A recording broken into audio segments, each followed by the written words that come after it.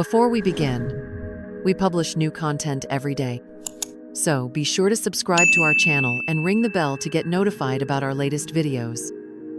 I never thought the sound of my husband changing his phone password would be the beginning of the end of my 30-year marriage. But there I was, standing in our kitchen on what should have been our anniversary celebration, watching Richard frantically tap his screen when he thought I wasn't looking. The romantic dinner I had spent hours preparing sat cooling on the table between us. Candles flickered uselessly, casting shadows that seemed to dance with the growing distance in Richard's eyes. He had arrived home 2 hours late, carrying a generic bouquet from the grocery store, still wrapped in cellophane, muttering about traffic and a difficult client. The lie came so easily to him that I almost believed it myself. When his phone buzzed for the 4th time during our meal, I watched him glance at it with the kind of urgency he used to reserve for me. Something cold settled in my chest, a feeling I couldn't quite name yet, but would later recognize as the first whisper of betrayal. For weeks, I had been telling myself that Richard was simply stressed about work. At 58, he was at the peak of his career as a financial consultant, managing portfolios worth millions. The long hours, the secretive phone calls, the sudden need for privacy in everything he did. I rationalized it all as the pressure of success. After all, his income had allowed me to retire early after selling my interior design business 5 years ago. The changes had been gradual at first. Richard started locking his office door when he worked from home, something he had never done in 3 decades of marriage. He would take calls in the garage or step outside into our garden, always out of earshot. When I asked about his day, his responses became shorter, more evasive. The man who used to share every detail of his work life suddenly treated his business like classified information. But it was the password changes that truly unsettled me, not just his phone, but his laptop, the home computer we shared, even the tablet we used to read together in bed. When I mentioned needing to check something on his laptop, he snapped at me with a harshness that left me stunned. Later, he apologized and claimed he was protecting client confidentiality, but the damage was done. The next morning, Richard dropped what felt like a bombshell over coffee. He wanted to restructure our assets for retirement planning. All of my money from selling the business, my personal investments, even the inheritance from my parents, everything should be consolidated into one portfolio that he would manage. He used words like optimization and tax efficiency, speaking in the same confident tone that had convinced countless clients to trust him with their life savings. I found myself nodding along, even as something deep in my gut screamed that this was wrong. Richard was the financial expert, after all. Who was I to question his professional judgment? But as he laid out his plan with charts and projections, I noticed he avoided eye contact. That evening, I tried to initiate the conversation that had been building in my chest for weeks. Taking a deep breath, I asked the question that had been haunting me. Richard, is there something you're not telling me? Something is different between us, and I need to know what it is. His response chilled me to the bone. Instead of reassurance or even honest concern, he immediately went on the attack. I was being paranoid, he said, overly sensitive, reading problems into perfectly normal behavior. The way he said it, with such practiced ease, made me wonder if he had been preparing for this conversation. By the time he finished dissecting my concerns, I felt foolish for even bringing them up. But the doubt he planted in my mind about my own perceptions only made me more observant. I started noticing things I had overlooked before. The way he smiled when texting someone, the new cologne he had started wearing, the sudden interest in staying fit and updating his wardrobe. Taken individually, these changes might have been innocent. Together, they painted a picture I wasn't ready to see. 2 weeks later, Richard announced he would be traveling to Chicago for a client conference. 3 days away, he said, at some corporate retreat center I had never heard him mention before. He kissed me goodbye with the same distracted affection he might show a sister, and left me standing in our driveway watching his taillights disappear. The house felt different without him, quieter, but also somehow lighter, as if the tension I hadn't fully acknowledged was finally able to dissipate. I spent the first day trying to enjoy the solitude, reading in the garden, calling my daughter Chloe in New York, attempting to recapture the peace I used to find in our home. It was purely by chance that I discovered the truth. Going through my email the next morning, I found a promotional message from a luxury resort in Miami. Some algorithm had decided I might be interested in their couples packages, complete with photos of pristine beaches and romantic sunset dinners. On impulse, driven by a curiosity I couldn't fully explain, I decided to call them. When the cheerful reservations agent answered, I heard myself asking if they had availability for the weekend. And then, almost without thinking, I asked if they might have any record of recent guests named Richard. The silence on the other end of the line stretched, just long enough for my heart to start pounding. Then the agent's voice returned, bright and helpful. "Oh yes, mister. Richard stayed with us last month. Lovely couple. Very romantic. Would you like me to see if we can arrange the same suite for your visit?" The words hit me like a physical blow. I mumbled something about calling back later and hung up, my hands shaking so badly I nearly dropped the phone. Richard wasn't in Chicago. He had never been to Chicago. He was in Miami with someone else, playing out the romantic vacation he had never thought to plan with his wife. I sat in my kitchen for what felt like hours, staring at the promotional email that had accidentally revealed the truth. The cheerful photos of happy couples seemed to mock me, showing me the life my husband was living with someone else while I sat home like a fool, worrying about being too suspicious. But as the shock began to fade, something else took its place. Not the devastating heartbreak I might have expected, but a cold, crystalline anger. I wasn't sad. I was furious. Not just about the infidelity, but about the gaslighting, the manipulation, the way he had made me doubt my own instincts when they had been absolutely correct. The next morning, I called Chloe. My daughter was 28 now, a sharp lawyer working for a prestigious firm in Manhattan. I had always been proud of her mind, but I had never needed it more than I did in that moment. "Mom, you sound strange. What's wrong?" Chloe's voice carried the immediate concern that comes with being an only child who loves her parents. I told her everything. The password changes, the secretive behavior, the plan to consolidate our assets, and finally, the phone call to the Miami resort. I kept my voice steady, factual, like I was reporting news rather than the destruction of my marriage. The silence on the other end of the line lasted so long, I wondered if the call had dropped. When Chloe finally spoke, her voice had shifted into what I recognized as her professional mode. "Mom, this isn't just an affair. This is financial abuse disguised as retirement planning. Dad is positioning himself to take everything before he files for divorce. The timing isn't coincidental." Her words confirmed what I had been afraid to think. Richard wasn't just cheating on me. He was systematically preparing to rob me of everything I had worked for, everything my parents had left me, everything I had thought would secure our future together. "What do I do?" I asked, surprised by how calm I sounded. "You fight back," Chloe said without hesitation, "and you do it now, before he gets back from his fake business trip." The next 24 hours passed in a blur of activity. Chloe took the first flight out of New York, arriving at my house by evening with a legal briefcase and the kind of determined expression I remembered from her childhood when she had decided to master a difficult piano piece. She also brought David Chen, a colleague who specialized in trust and estate law. David was soft-spoken but sharp-eyed, the kind of lawyer who noticed details others missed. Over coffee in my kitchen, he laid out a strategy that would have impressed Richard himself if he had been the one receiving the advice instead of being the target. The plan was elegant in its simplicity. We would create an irrevocable trust, moving all of my separate property into a legal structure that would protect it from any divorce proceedings.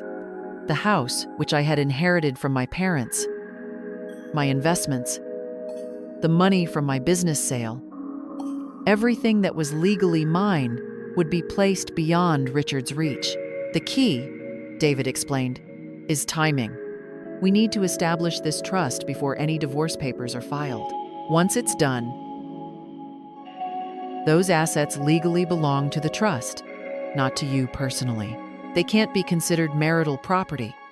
Working through the night, we gathered all the necessary documentation: bank statements, investment records, property deeds, everything that proved my separate ownership of various assets.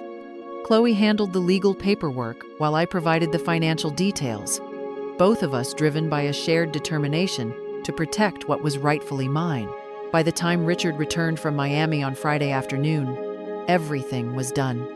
The trust had been established, the assets transferred, and I had transformed from a vulnerable spouse into someone who had played the game better than he had even known it was being played. Richard came home with gifts: a bottle of expensive perfume and a silk scarf, both clearly purchased at the airport. He seemed relaxed, even affectionate, probably because his Miami weekend had gone exactly as planned.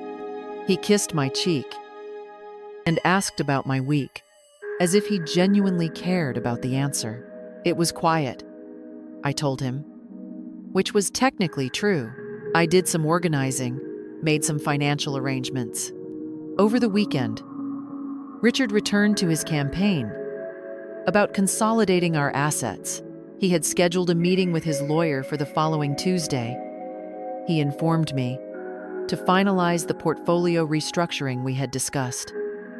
Everything would be so much simpler, he assured me, when all our resources were managed under one roof. I agreed enthusiastically.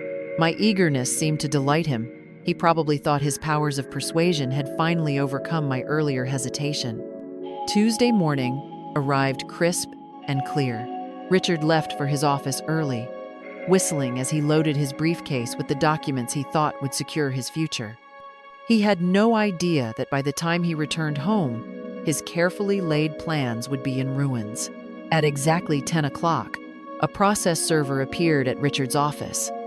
I had chosen the timing deliberately, knowing his morning meeting schedule, knowing that his colleagues would be around to witness the moment when my husband's professional composure finally cracked. The divorce papers I had filed named adultery as the cause, citing specific dates and locations, including the Miami resort where he had been spotted with his companion. But the real shock came when Richard and his lawyer met with mine that afternoon for the emergency session his attorney had demanded. Chloe represented me, sitting across from her father with the professional detachment she might show any opposing party. David sat beside her, his briefcase full of trust documents and asset transfers that would redefine the entire discussion. Richard's lawyer began by outlining his client's position. Richard was entitled to half of all marital assets, he argued, including the proceeds from my business sale, my investment accounts, and a share of the family home. Chloe let him finish before she opened her briefcase. Then, with calm precision, she began laying out documents on the conference table: trust agreements, transfer deeds, bank records showing the movement of funds into accounts beyond the reach of divorce proceedings. I'm afraid there's been a misunderstanding about the assets in question. The properties and accounts you've mentioned are no longer marital assets subject to division. They were transferred into an irrevocable trust established prior to the filing of divorce proceedings. The silence in the room was deafening. Richard sat frozen, his mouth slightly open, staring at papers that destroyed every assumption he had made about how this divorce would proceed. "This is fraud," Richard finally sputtered, his face flushing red. She hid assets. She knew I was planning to file for divorce. "Actually," David interjected quietly, "your client never filed for divorce." "My client did," and all asset transfers were completed before any legal proceedings began. Everything was done in accordance with state law. The meeting deteriorated rapidly from there. Richard accused me of deception, manipulation, and theft of what he considered his rightful share of our wealth. The man who had spent months gaslighting me was now outraged that I had seen through his deception and acted to protect myself. When the dust settled, Richard would receive exactly what he had contributed to our marriage: half of his retirement accounts and half of the small joint savings account we had maintained for household expenses. Everything else, the bulk of what he had planned to claim, was beyond his reach. The next few months passed in a blur of legal proceedings and social awkwardness. Word of our divorce spread through our social circle with the kind of whispered urgency that accompanies any scandal. Some friends took sides, others simply disappeared, uncomfortable with the complexity of a situation they didn't fully understand. Richard's girlfriend, whose name turned out to be Amber, apparently decided that a man facing financial ruin wasn't the catch she had thought he was. She ended their relationship shortly after the divorce papers were filed, leaving him to face the consequences of his choices alone. I felt no satisfaction in his downfall, but I felt no pity either. Richard had made his decisions with full knowledge of what he was risking. The fact that he had miscalculated the odds wasn't my responsibility to fix. The strangest part of the entire experience was discovering how strong I actually was. For 30 years, I had defined myself largely in relation to Richard's needs and expectations. I had been a good wife, a supportive partner, someone who put her husband's career and comfort ahead of her own desires. I had thought that was love, but now I realized it had been a form of self-erasure. Living alone for the first time since my early 20s was initially terrifying and then surprisingly liberating. I could eat dinner whenever I wanted, watch whatever television programs interested me, decorate the house according to my own taste, rather than Richard's preferences. Small freedoms, but they added up to something larger. The rediscovery of who I was when I wasn't trying to be who someone else needed me to be. 6 months after the divorce was finalized, I made a decision that surprised even me. I decided to travel, something Richard and I had always talked about doing but never quite managed to prioritize. Using money from the trust, I booked a month-long trip to Italy, something I had dreamed about since college but had never found the time or courage to do alone. Florence in the spring was everything I had imagined and more. The art, the architecture, the food, the simple pleasure of walking through streets that had existed for centuries before my problems were even a possibility. I found myself in museums and galleries, remembering my love for design and beauty, rediscovering the artistic sense that had made my interior design business successful. It was in a small gallery near the Ponte Vecchio that I met Marco, the owner of a restoration workshop who was looking for someone with an eye for color and design to help with his projects. We struck up a conversation about a particular painting, and before I knew it, he was offering me a chance to learn traditional restoration techniques. I wasn't looking for romance, and Marco wasn't offering it. But what he was offering was something I hadn't realized I was missing: the chance to learn something new, to use my skills in a different way, to contribute to something beautiful and lasting. Standing in his workshop, surrounded by paintings that were being carefully brought back to life, I felt a sense of purpose I hadn't experienced in years. This was what I wanted to do with my freedom: create something meaningful, learn new skills, contribute to the preservation of beauty in the world. The irony wasn't lost on me that Richard's betrayal had led me to this moment of clarity about what I actually wanted from life. If he had been honest, if he had simply asked for a divorce without the financial manipulation and emotional cruelty, I might have remained the passive, accommodating woman I had been for so long. Instead, his deception had forced me to fight for myself in ways I had never imagined possible. In trying to take everything from me, He had inadvertently given me the push I needed to claim something better, a life that was truly my own. Later that day, I received a postcard from a mutual friend back home, updating me on the local gossip. Richard was struggling, she wrote, having lost his job, when word of his conduct spread through the professional community. He was living in a small apartment, trying to rebuild both his career and his reputation. I read the postcard once, felt a brief pang of something that might have been sympathy, and then tossed it in the trash bin outside the gallery. Richard's struggles were no longer my concern. I had spent 30 years trying to manage his emotions, support his ambitions, and smooth over his mistakes. That chapter of my life was closed. Walking back through the narrow streets toward my hotel, I caught my reflection in a shop window and barely recognized the woman looking back at me.